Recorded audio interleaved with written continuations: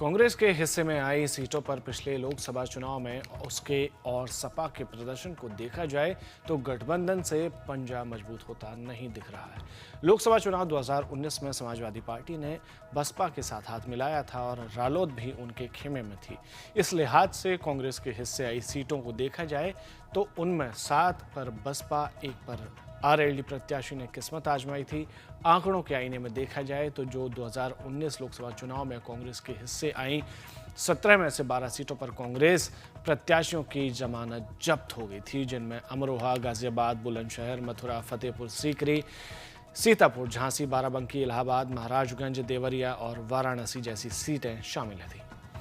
उन सीटों की बात करें जहां भाजपा के मुकाबले समाजवादी पार्टी, बहुजन समाजवादी पार्टी गठबंधन के तहत सपा प्रत्याशी मैदान में थे, तो इस बार ऐसी 6 सीटें हैं: गाजियाबाद, कानपुर, झांसी, बाराबंकी, इलाहाबाद, महाराजगंज और वाराणसी।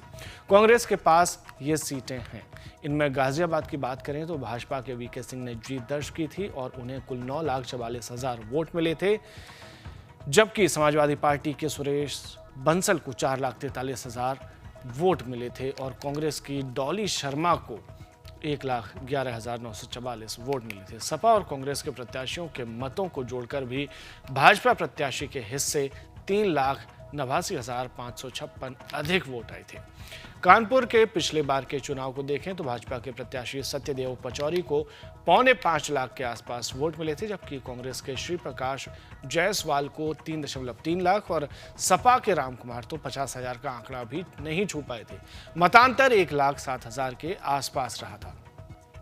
झांसी में भी भाजपा प्रत्याशी अनुराग शर्मा और सपा प्लस कांग्रेस प्रत्याशी के बीच का मतांतर 2,80,000 के आसपास रहा था। प्रयागराज में यह मतांतर इन्हीं समीकरणों पर 1,52,000 था, महाराजगंज में 2,67,000 और वाराणसी में यही मतांतर 3,26,000 से भी ज्यादा था। यहां से बीजेपी के प्रत्याशी खुद प्रधानमंत्री नरेंद्र मोदी थे। समाजवादी पार्टी से शालिनी यादव को 1,95,000 वोट मिले थे, जबकि कांग्रेस के अजय राय को 1,52,000 वोट मिले थे। कांग्रेस के हिस्से आई सीटों में पिछले लोकसभा चुनाव में सहारनपुर सीट से बसपा के हाजी फजलुर रहमान और अमरोहा सीट से कुंवर दानिश अली ने जीत की थी, जबकि बुलंदशहर, सीतापुर और देवरिया में बसपा प्रत्याशी दूसरे स्थान पर रहे थे। एक और सीट फतेहपुर सीकरी में बसपा प्रत्याशी को तीसरा स्थान मिला था। इसके अलावा मथुरा में भाजपा प्रत्याशी हेमा मालिनी ने 60.79% मत हासिल कर बड़ी जीत दर्ज की थी। यहाँ आरएलडी प्रत्याशी को 34.21% और कांग्रेस को मात्र 2.4% वोट ही मिले थे। इस बार कांग्रेस अमरोहा से कुंवर दानिश अली को मैदान में उतारने की तैयारी में है, जो हाल ही में बसपा छोड़ कांग्रेस में आए हैं। अब आप अपना गणित लगाकर कमेंट में बता सकते हैं कि आपको कांग्रेस कितने पानी में लग रही है।